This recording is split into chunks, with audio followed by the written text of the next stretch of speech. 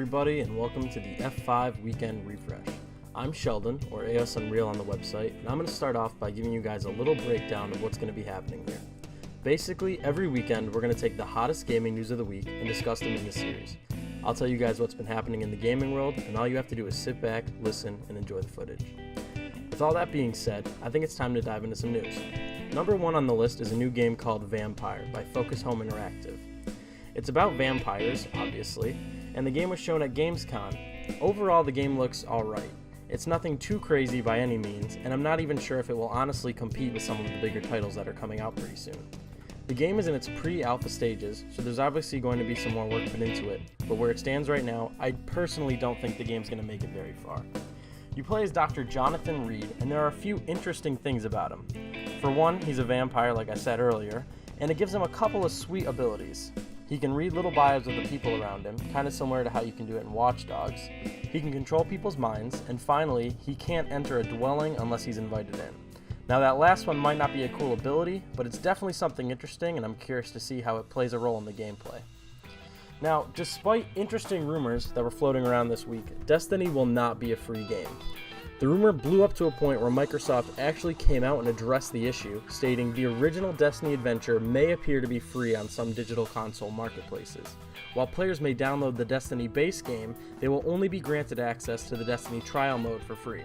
If players wish to progress through the original Destiny adventure via digital download, they will be required to purchase Destiny the Collection to gain access to this content. I personally think it would make sense for Destiny to go free to play. The base game isn't anything crazy without the downloadable content, which kinda makes me mad. Downloadable content should be side missions, skins for your player or weapons, or little car packs like they have in Rocket League. Games that pretty much force you to buy the next DLC, or you can't progress in the story, is just a way for developers to get more and more money out of you consistently. If you haven't heard anything about the Destiny rumors going around, maybe you heard a little bit about another game making big waves, Titanfall 2. The technical test for Titanfall 2 was launched, and it really upset a ton of people. Players were saying that the game was actually moving backwards from the original, and that Respawn wasn't really listening to any of the feedback that was given to them by the community. One of my favorite parts of the original game was the map design. I loved running around with my pilot, jumping from walls, and having the ability to be extremely mobile. Titanfall 2 maps took a lot of that away. Now the maps are a lot more ground-based. You won't see as many wall runners, and the majority of the fighting will be like Call of Duty. Not to mention the fact that the AI that were on both teams in Titanfall 1 have now been changed. They're basically now just some neutral force that pop up in clusters on specific places in the map. The bread and butter change is to the Titans, and I have a serious love-hate relationship with what they're doing here. Instead of being on a timer like in the original Titanfall, Titans can only be called in if you're playing well. The bar won't fill up over time and is now completely skill-based. This is perfectly fine with me. However, the thing that bothers me is that Titans aren't even cool anymore. They have weaker shields, they do less damage, and just aren't fun to play with.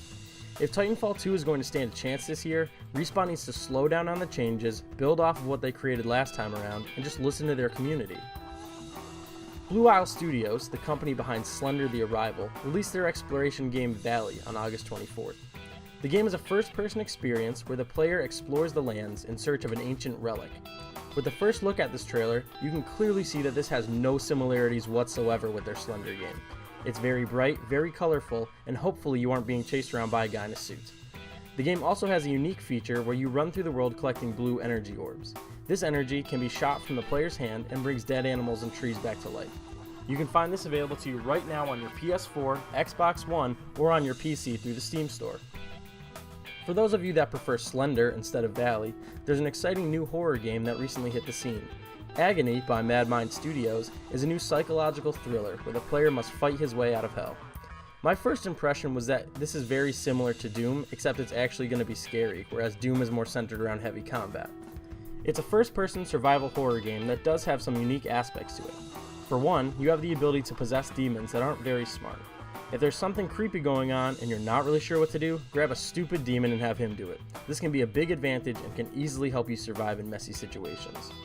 In the game, the player has no memory of his past or why he's there, and the goal is to find your way out.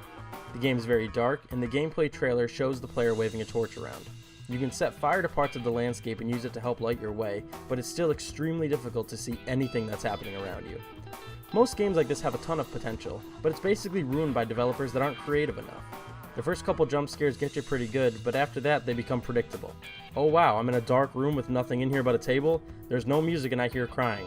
Let's walk over the table and see if there's anything underneath of it. If Mad Mind Studios keeps the scares coming and doesn't make the game too predictable, this could be extremely terrifying. Now, the moment you've all been waiting for. The most talked about game since release finally gets its moment to shine. No Man's Sky. Come on, Hello Games. You had such an amazing opportunity to do something incredible here, and it's all blowing up in your face. People are so disappointed in No Man's Sky, and I'm really upset by that, because like thousands of other players, this was one of the releases I was most excited about this year. So before I say that Hello Games dropped an awful game, I do want to give them a lot of credit, because the game really isn't that bad. It's at a stage right now where it does need a ton of work. That's absolutely true. However, Hello Games has been working tirelessly to try to make the game better.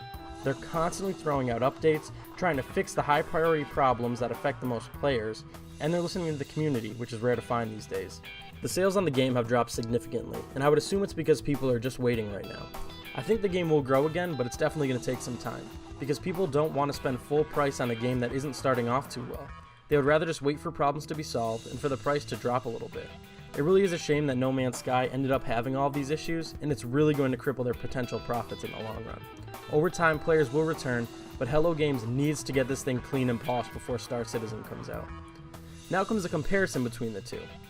No Man's Sky has no multiplayer whatsoever, while Star Citizen absolutely does. It's already been shown. When asked about the No Man's Sky multiplayer, Sean Murray always said that it was highly unlikely that you would find another player, but he never directly said no. To be fair and extremely technical, No Man's Sky does allow you to see other players. The problem is there are no players to be seen anywhere because the world is so massive. You can't find your friends, you can't find your family, you can't even find random people. This world is constantly generating, and the most you will probably ever find is a planet that might have had human interaction at some point. Star Citizen absolutely takes the cake in the multiplayer aspect, and with all the issues that No Man's Sky is currently having, Star Citizen might be taking over completely. Now, Star Citizen was a completely crowdfunded game, and the backers have gone through a real roller coaster here. People thought the game wasn't happening, they were angry about the lack of information, and basically thought that they threw their money in the trash. When updates became more consistent, backers have been able to play different modules that help the developers perfect different parts of the game. Unlike No Man's Sky, Star Citizen does not have randomly generated planets, and each planet will have some history behind it. The game also features narration to help draw in storyline-focused players. This is truly going to be a battle of the space exploration games, and one will have to come out on top in this point. I think people are putting a lot of their eggs in the Star Citizen basket, and if that game ends up flopping, the whole world is going to be really angry. Also this week, I recently had the opportunity to talk with Josh Myers, the lead developer of Fantasy, a brand new interactive story relationship management lying simulator. It's quite a mouthful, but the game is shaping up very nicely. Our interview can also be found on the YouTube channel if you're interested in checking it out. Josh's area of expertise is in writing scripts, and he came up with the entire storyline, complete with quests, dialogue, and AI encounters. Going into the project, he knew very little about writing code, and slowly began to learn Java. The game is currently being created with RPG Maker, and despite the bad reputation of the program, Fantasy is shaping up to look pretty incredible. He's hoping to raise funds on his Kickstarter page so he can hire a stronger developing team, and either get the game completely out of RPG Maker, or have custom artwork and tile sets so people can see that this is much more than just some RPG Maker garbage. Josh believes that with the $10,000 goal, he'll be able to create an incredible game. His stretch goals past $10,000 include an iOS and Android version of Fantasy, a free DLC to expand upon the main story, and dialogue translations to several different languages. The game is also fighting for a spot on Steam Greenlight. Honestly, Fantasy looks incredible and it's just so unique.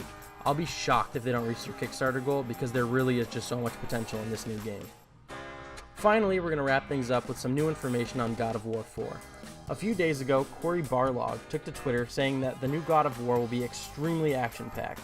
There won't be any more mini-games, you have free control of the camera, and there will be many, many enemies on screen at once. The game is also going to be significantly longer than any of the previous God of War games. Everybody is working really hard to give this game a brand new feel and perfect every aspect of it. The game will be a PS4 exclusive and is set to launch in 2017. No more specifics have been released about that, but the game shouldn't be a letdown at all. God of War 4 is going to be the most epic journey that Kratos has ever been on. Thank you all for watching, and be sure to check out the YouTube channel every couple of days and look at the website daily.